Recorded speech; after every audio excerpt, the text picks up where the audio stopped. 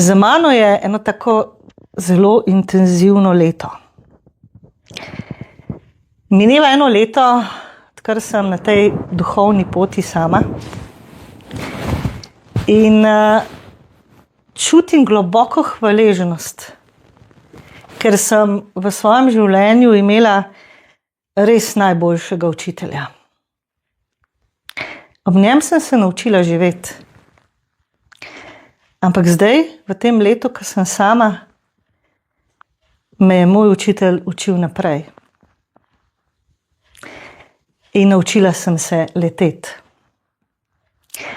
Zato letim s svojimi krili in to želim sporočiti čim večjim ljudem, da imate svoje krila.